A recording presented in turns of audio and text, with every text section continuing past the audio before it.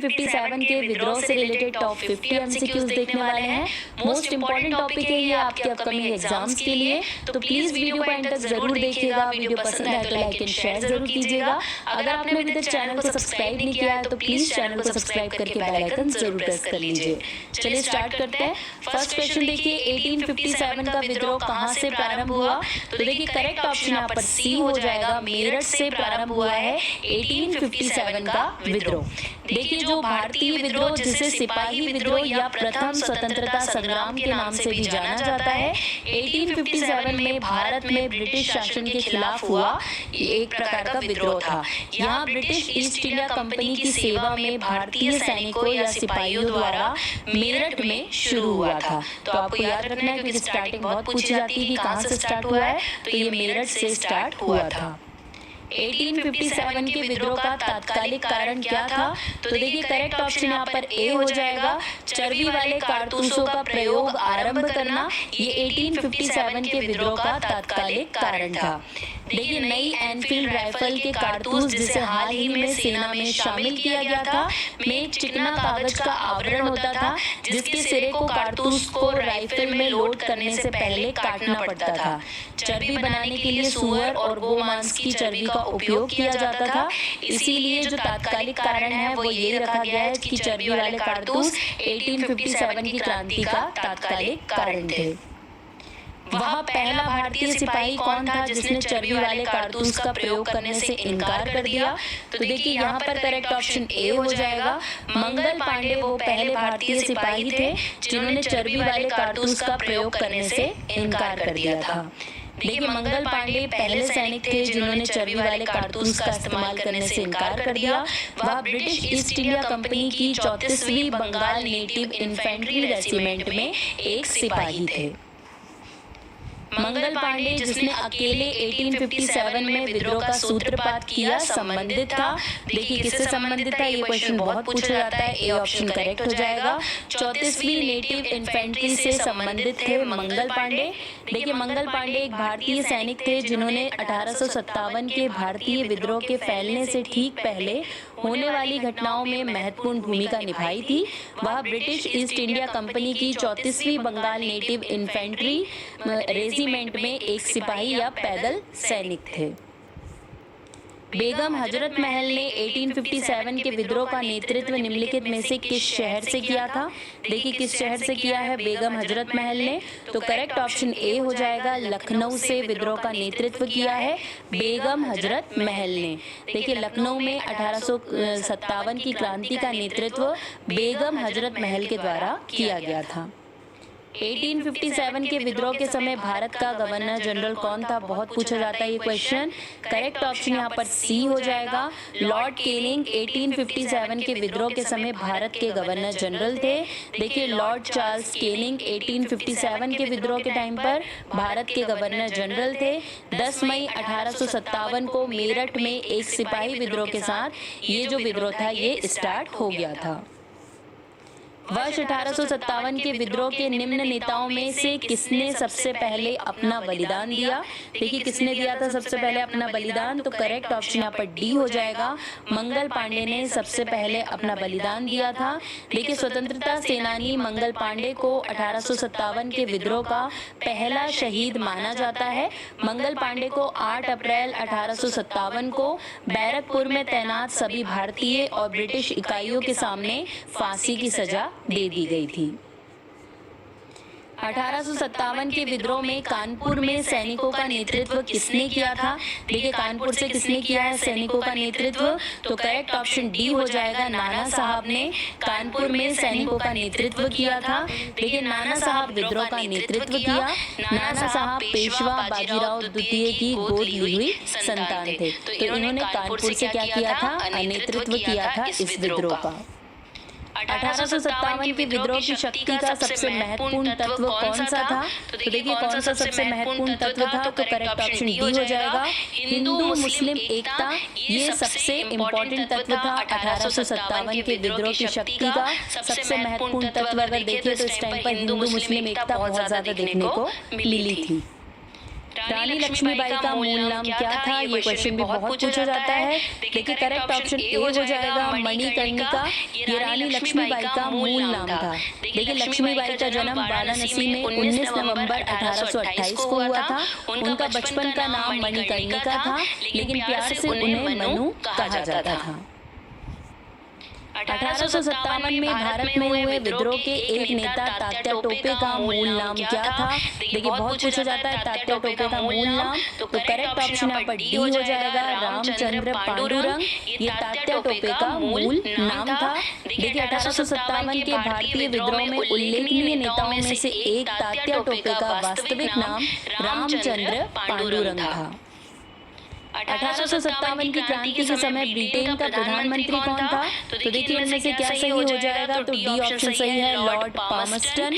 ये जो थे ये प्रधानमंत्री थे ब्रिटेन के 1857 के विद्रोह के टाइम पर। तो पामस्टन का नाम आपको याद रखना है। बिहार के जगदीशपुर में विद्रोह के दमन का श्रेय किस ब्रिटिश अधिकारी को है, तो देखिए इनमें से कौन सा ब्रिटिश अधिकारी है जिसने बिहार में विद्रोह का दमन किया था, तो करेक्ट ऑप्शन यहाँ पर डी हो जाएगा टेलर व विंसेंट आयर। ये दोनों वो ब्रिटिश अधिकारी है जिन्होंने बिहार में जो विद्रोह चल रहा था उसका दमन किया था। देखिए कुंवर सिंह जिसे बिहार का शेर कहते हैं ने 1857 के आरा बिहार में भारतीय विद्रोह का नेतृत्व किया। उन्होंने बहादुरी से लड़ाई लड़ी और लगभग 1 साल तक ब्रिटिश सेना को हैरान कर दिया। अंत में वहां मेजर विलियम टेलर से हार गए और 26 अप्रैल 1858 को बिहार के जगदीशपुर में युद्ध के मैदान में उनकी मृत्यु हो गई थी। बिहार में 1857 की क्रांति के नेता कुंवर सिंह का देहांत कब हुआ। देखिए इस तरीके से भी क्वेश्चन पूछा गया है। करेक्ट ऑप्शन यहाँ पर सी हो जाएगा 26 अप्रैल 1858 को जो बिहार से इस क्रांति के नेता थे कुंवर सिंह, उनका देहांत हो गया था। देखिए 1857 के विद्रोह के दौरान बाबू कुंवर सिंह बिहार में क्रांतिकारियों के नेता थे और 26 अप्रैल 1858 को उनकी मृत्यु हो गई थी। अंग्रेजी भारतीय सेना में चर्बी वाले कारतूसों से चलने वाली एनफील्ड राइफल कब शामिल की गई थी, तो देखिए कब शामिल की गई है। करेक्ट ऑप्शन यहाँ पर सी हो जाएगा जनवरी 1857 में चर्बी वाले कारतूसों को शामिल किया गया था। देखिए जनवरी 1857 से सेना में नई एनफील्ड राइफल का प्रयोग आरंभ हुआ, जिसमें गाय और सुअर की चर्बी वाले कारतूसों का प्रयोग होता था। भारतीय सैनिकों को इन कारतूसों को मुंह से काटकर प्रयोग करने का आदेश दिया गया था। इसी कारण से ये विद्रोह भड़का था। निम्नलिखित में से कौन सा आयोग 1857 का विद्रोह दमन के बाद भारतीय फौज के नव संगठन से संबंधित है, तो देखिए कौन सा आयोग था, तो करेक्ट ऑप्शन बी हो जाएगा पील आयोग। आपको याद रखना है कौन सा आयोग है, तो वो है पील आयोग। देखिए 1857 के सिपाही विद्रोह के बाद ब्रिटिश सरकार ने सैन्य व्यवस्था में बदलाव लाने की कोशिश करी। इस प्रकार 1857 में पील आयोग की स्थापना की गई थी। 1857 के विद्रोह को किस उर्दू कवि ने देखा था, तो देखिए किस उर्दू कवि ने देखा है, तो करेक्ट ऑप्शन सी हो जाएगा मिर्जा गालिब के द्वारा 1857 के विद्रोह को देखा गया है। देखिए मिर्जा गालिब प्रख्यात उर्दू शायर जो मध्य दिल्ली के रहने वाले थे। दिल्ली ने 1857 के ऐतिहासिक प्रथम स्वतंत्रता संग्राम और उसके बाद अंग्रेजों द्वारा शहर पर पुनः कब्जे के गवाह ये बने थे। तो याद रखना है किसने देखा है, मिर्जा गालिब ने ये देखा है। निम्नलिखित में से कौन 1857 के विद्रोह में अंग्रेजों का सबसे कट्टर दुश्मन था, तो देखिए इनमें से कौन अंग्रेजों का सबसे कट्टर दुश्मन था। करेक्ट ऑप्शन ए हो जाएगा मौलवी अहमदुल्ला शाह। ये अंग्रेजों के सबसे कट्टर दुश्मन थे। देखिए 1857 की क्रांति के समय अंग्रेजों का प्रबल दुश्मन मौलवी अहमदुल्ला शाह थे। अंग्रेजों ने इन पर 50,000 इनामी राशि घोषित की थी। इन्होंने 1857 की क्रांति का नेतृत्व फैजाबाद से किया था। फैजाबाद के विद्रोह को कैंपबेल के द्वारा दबा दिया गया था। जगदीशपुर के राजा थे। देखिए इनमें से कौन जगदीशपुर के राजा थे, तो करेक्ट ऑप्शन डी हो जाएगा कुंवर सिंह। ये जगदीशपुर के राजा थे। देखिए कुंवर सिंह तत्कालीन जगदीशपुर के लोकप्रिय राजा और 1857 के वीर योद्धा थे। 1857 के विद्रोह के दौरान दिल्ली में विद्रोह का सैन्य नेतृत्व किसने किया? देखिए इनमें से किसने किया है, तो करेक्ट ऑप्शन सी हो जाएगा। बहादुर शाह द्वितीय जफर के द्वारा दिल्ली में विद्रोह का सैन्य नेतृत्व किया गया था।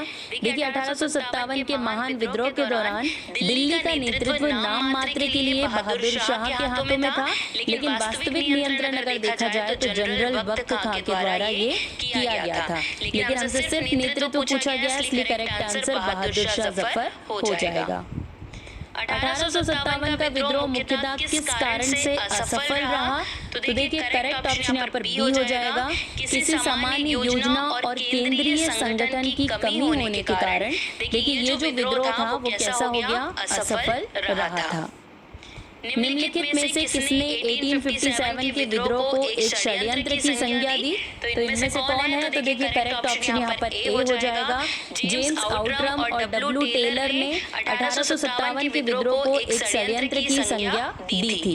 देखिए सर जेम्स आउटरम और डब्ल्यू टेलर ने 1857 के विद्रोह को हिंदू मुस्लिम षड्यंत्र कहा। सर जॉन सीले और लॉरेंस ने इसे सिपाही विद्रोह और टी.आर. होम्स ने इसे सभ्यता एवं बर्बरता का संघर्ष कहा था। देखिए जो स्टेटमेंट वाले क्वेश्चन होते हैं बहुत पूछे जाते हैं, तो ये आपको जरूर से याद रखना है कि किसने क्या कहा है 1857 के विद्रोह के बारे में। निम्नलिखित में से किसने 1857 के विप्लव को प्रथम भारतीय स्वतंत्र युद्ध की संज्ञा दी? तो देखिए किसने दी थी? करेक्ट ऑप्शन यहाँ पर ए हो जाएगा। बी.डी. सावरकर के द्वारा ये संज्ञा दी गई थी। देखिए बी.डी. सावरकर ने अपनी पुस्तक में 1857 के विद्रोह को एक नियोजित स्वतंत्रता संग्राम कहा। उन्होंने इसे स्वतंत्रता का पहला युद्ध कहा था। किसी स्थान पर हुए विद्रोह के दमन के दौरान ब्रिटिश सैन्य अधिकारी हैवलॉक की मौत हो गई थी। तो कौन से स्थान पर? तो देखिए करेक्ट ऑप्शन सी हो जाएगा। लखनऊ में जो विद्रोह का दमन कर रहे थे तब इनकी मृत्यु हो गई थी। देखिए मेजर जनरल हैवलॉक ने 17 जुलाई को विद्रोहियों नाना साहिब की सेना को हराया और दिसंबर 1857 में लखनऊ में विद्रोह के दमन के समय युद्ध में उनकी मृत्यु हो गई थी। 1857 के संदर्भ में किसने कहा ब्रिटिश शासन को उखाड़ फेंकने के लिए भारतीय जनता की क्रांति? ये स्टेटमेंट किसने दिया है 1857 के संदर्भ में? तो देखिए करेक्ट ऑप्शन ए हो जाएगा। कार्ल मार्क्स के द्वारा ये स्टेटमेंट दिया गया था।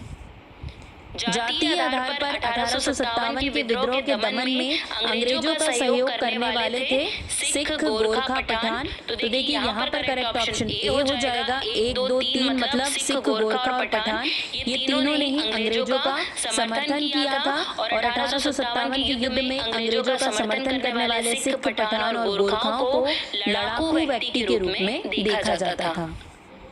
सर्वप्रथम किसने 1857 के विद्रोह के तुरंत बाद इसे एक राष्ट्रीय विद्रोह की संज्ञा दी थी? देखिए क्वेश्चन पूछा भी जाता है। करेक्ट ऑप्शन यहाँ पर ए हो जाएगा। बेंजामिन डिज़राइली के द्वारा 1857 के विद्रोह के तुरंत बाद इसे एक राष्ट्रीय विद्रोह की संज्ञा दी गई थी। देखिए कंजर्वेटिव पार्टी के एक नेता बेंजामिन डिज़राइली ने 1857 के विद्रोह को एक राष्ट्रीय विद्रोह के रूप में बताया था। अंग्रेजी सरकार 1857 की क्रांति का दमन करने में सफल रही तथा अधिकतर नेता विद्रोह के समय ही शहीद हो गए। निम्नलिखित में से किस नेता को बाद में फांसी की सजा दी गई? तो देखिए इनमें से कौन सा है? तो करेक्ट ऑप्शन डी हो जाएगा। तात्या टोपे को सबसे बाद में फांसी की सजा दी गई थी। देखिए तात्या टोपे का मूल नाम रामचंद्र पांडुरंग राव था। वह नाना साहिब और अजीमुल्ला खान के साथ कानपुर से 1857 के विद्रोह के नेता थे। 18 अप्रैल 1859 को उन्हें फांसी पर लटका दिया गया था। किसे 1857 के विद्रोह की सबसे कमजोर कड़ी के रूप में देखा जाता है? तो देखिए इनमें से कौन है सबसे कमजोर कड़ी? तो करेक्ट ऑप्शन ए हो जाएगा। बहादुर शाह जफर को 1857 के विद्रोह की सबसे कमजोर कड़ी के रूप में देखा जाता है। देखिए सम्राट बहादुर शाह संभवतः विद्रोह के नेतृत्व की श्रृंखला की सबसे कमजोर कड़ी थे। उनके कमजोर व्यक्तित्व, बुढ़ापे और नेतृत्व गुणों की कमी ने विद्रोह के मुख्य केंद्र में राजनीतिक कमजोरी पैदा कर दी और उसे अपूरणीय क्षति पहुंचाई। तो कौन सा सबसे कमजोर कड़ी? से सम्राट बहादुर शाह जफर। 1857 के विद्रोह की असफलता के बाद मुगल बादशाह बहादुर शाह द्वितीय को कहाँ व किसने गिरफ्तार किया? तो देखिए कहाँ पर और किसने गिरफ्तार किया था? तो करेक्ट ऑप्शन डी हो जाएगा। हुमायूं की कब्र के पास लेफ्टिनेंट हडसन के द्वारा बहादुर शाह जफर द्वितीय को गिरफ्तार किया गया था। 1857 के विद्रोह की असफलता के बाद बहादुर शाह द्वितीय को कहाँ निर्वासित कर दिया गया? तो देखिए कहाँ निर्वासित किया गया था? ए ऑप्शन करेक्ट हो जाएगा। रंगून निर्वासित कर दिया गया था बहादुर शाह द्वितीय को। देखिए 1857 की क्रांति विफल होने के बाद अंग्रेजों ने मुगल बादशाह बहादुर शाह जफर को रंगून जेल भेज दिया था। तो आपको याद रखना है क्योंकि कई बार पूछा जाता है कि कहाँ भेजा गया था, तो रंगून जेल में भेज दिया गया। वह कौन सा ब्रिटिश सेनापति था जिसकी 1857 के विद्रोह को दबाने में महत्वपूर्ण भूमिका रही? तो देखिए इनमें से कौन था? तो करेक्ट ऑप्शन सी हो जाएगा। कैंपबेल वो ब्रिटिश सेनापति था जिसका 1857 के विद्रोह को दबाने में महत्वपूर्ण भूमिका रही है। ये भारत में कमांडर इन चीफ बने और 1857 के भारतीय विद्रोह के दौरान बड़ी विशिष्टता के साथ राहत सेना का इन्होंने नेतृत्व किया था। निम्नलिखित में से वह कौन सा स्थान था जो 1857 के विद्रोह से अछूता रहा? देखिए इनमें से कौन सा स्थान है वो? तो बी करेक्ट हो जाएगा। जो मद्रास है वो 1857 की जो विद्रोह है उससे अछूता रहा था, जबकि अवध, पूर्वी पंजाब, मध्य प्रदेश ये सभी में ये विद्रोह फैल गया था, लेकिन मद्रास तक ये विद्रोह नहीं फैल पाया था। किसकी वीरता से प्रभावित होकर ब्रिटिश सैन्य अधिकारी यूरोज ने कहा भारतीय क्रांतिकारियों में यहाँ अकेली मर्द है? ये किसके लिए कहा था? तो देखिए करेक्ट ऑप्शन सी हो जाएगा। रानी लक्ष्मीबाई के लिए यूरोज ने ये शब्द कहे थे। देखिए उन्होंने रानी लक्ष्मीबाई के खिलाफ युद्ध में ब्रिटिश सेनाओं का नेतृत्व किया था और उनकी मृत्यु पर कहा था यहाँ जो महिला लेटी हुई है वो सभी विद्रोहियों में एकमात्र पुरुष थी। तो ये स्टेटमेंट मोस्ट इम्पोर्टेंट है क्योंकि पूछा जाता है किसके लिए है, तो रानी लक्ष्मीबाई के लिए ये कहा गया था यूरोज के द्वारा। 1857 की क्रांति का चिन्ह क्या निश्चित किया गया था? तो देखिए इनमें से क्या चिन्ह था? करेक्ट ऑप्शन ए हो जाएगा, कमल एवं चपाती। ये 1857 की क्रांति का चिन्ह निश्चित किया गया था। कमल और रोटी को 1857 के विद्रोह का प्रतीक माना जाता है। कमल शुद्ध होता है और भगवान से संबंधित है। रोटी हर किसी की बुनियादी जरूरत है। कुछ संदेश लेकर निम्नलिखित में से किस पर कुछ इतिहासकारों ने 1857 के विद्रोह के दौरान अंग्रेजों के साथ मिलकर षड्यंत्र रचने का आरोप लगाया? तो देखिए करेक्ट ऑप्शन यहाँ पर इसका ए हो जाएगा। जीनत महल पर ये आरोप लगाए गए थे। देखिए जब देश में अंग्रेज हुकूमत हासिल करने के लिए उग्र थे तो बेगम जीनत महल ने अपने पति बहादुर शाह जफर को उनसे विद्रोह करने के लिए उकसाया था। मतलब एक तरीके से तो कहा जाता है कि उन्होंने अपने जो उनके पति थे बहादुर शाह जफर, उन्हें उकसाया था कि आप अंग्रेजों के खिलाफ लड़े, लेकिन कुछ इतिहासकारों का कहना है कि वो अंग्रेजों के साथ मिली हुई थी। तो ये दोनों ही चीजें हैं, अलग अलग इतिहासकारों का मत है। तो इस हिसाब से जो क्वेश्चन है उसमें ये बोला गया है कि किसने अंग्रेजों के साथ मिलकर षड्यंत्र का आरोप किस पर है? तो ए ऑप्शन करेक्ट है, जीनत महल पर, जो बहादुर शाह जफर की पत्नी थी। महारानी विक्टोरिया ने भारतीय प्रशासन को ब्रिटिश ताज